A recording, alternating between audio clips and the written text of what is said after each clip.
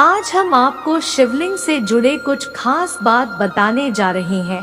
हम आपको बताएंगे कि शिवलिंग की पूजा सबसे पहले किसने की थी और इसका क्या महत्व है। शिवलिंग की उत्पत्ति और पूजा को लेकर अलग अलग पौराणिक कथाएं मौजूद हैं। आइए जानते हैं क्या है शिवलिंग पूजा की कथा। में मौजूद पौराणिक कथा के अनुसार जब दक्ष प्रजापति ने अपने यज्ञ में भगवान शिव का भाग नहीं रखा तो इससे क्रोधित होकर माता सती ने यज्ञ कुंड में अपना देह त्याग कर दिया था। पुराण के अनुसार जब भगवान शिव तक यह समाचार पहुंचा तो उन्होंने क्रोधित होकर दक्ष प्रजापति के यज्ञ को नष्ट कर दिया।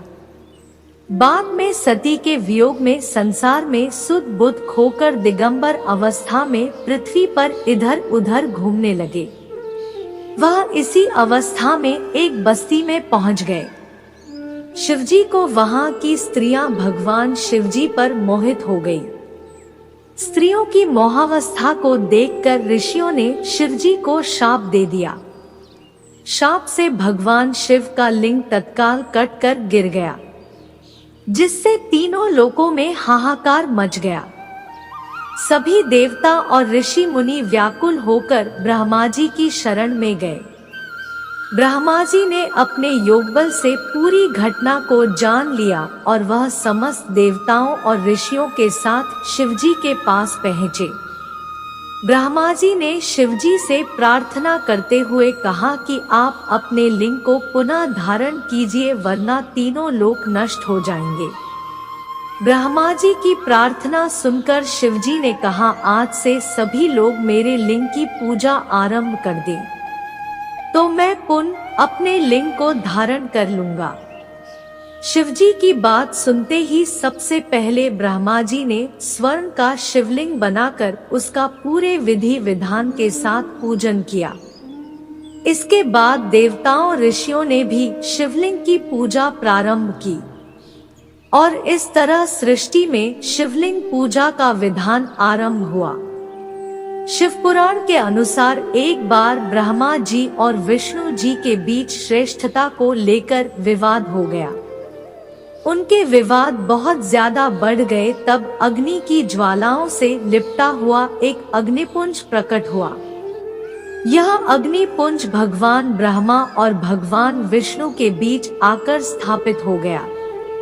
इसके बाद आकाशवाणी हुई कि जो भी इस अग्निपुंज के आदि अंत का पता लगा लेगा वही श्रेष्ठ होगा।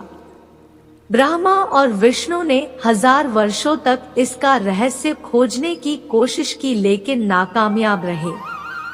निराश होकर दोनों देव फिर से वहीं आ गए जहां से वह अग्निपुंज के आरंभ और अंत का पता लगाने चले थे। वहां आने पर उन्हें ओम की ध्वनि सुनाई दी और परब्रह्म रूप में भगवान शिव प्रकट हुए। इन्होंने अग्निपुंज का भेद बताया और ब्रह्मा विष्णु ने इनके अग्निपुंज को प्रणाम किया। ब्रह्मा विष्णु की प्रार्थना पर वह अग्निपुंज एक लिंग रूप में परिवर्तित हो गया जिसकी ब्रह्मा और विष्णु ने पूजा की। इसके बाद से सृष्टि में शिवलिंग पूजन का विधान आरंभ हुआ। एक शिवलिंग की विधि पूर्वक पूजा करने से मनुष्य संतान धन धान्य ज्ञान और मोक्ष को प्राप्त करता है। जिस स्थान पर शिवलिंग का पूजा होता है वह तीर्थ न होने पर भी तीर्थ बन जाता है। जो मनुष्य किसी तीर्थ की मिट्टी से शिवलिंग बनाकर उसका 1000 बार लाख बार या फिर करोड़ बार पूजन करता है वह साधक पुण्य प्रभाव से शिव स्वरूप हो जाता है। वहीं जो मनुष्य तीर्थ की मिट्टी भस्म गोबर और बालू का शिवलिंग बनाकर एक बार भी उसकी विधि पूर्वक पूजा करता है वह व्यक्ति स्वर्ग में निवास करता है। 3 जिस स्थान पर हमेशा शिव पूजन किया जाता है उस स्थान पर मनुष्य की मृत्यु होती है, वह शिवलोक को प्राप्त करता है। और जो मनुष्य शिव शिव शिव इस प्रकार हमेशा भगवान शिव का जप करता रहता है वह परम पवित्र और परम श्रेष्ठ हो जाता है और वह मोक्ष को प्राप्त होता है।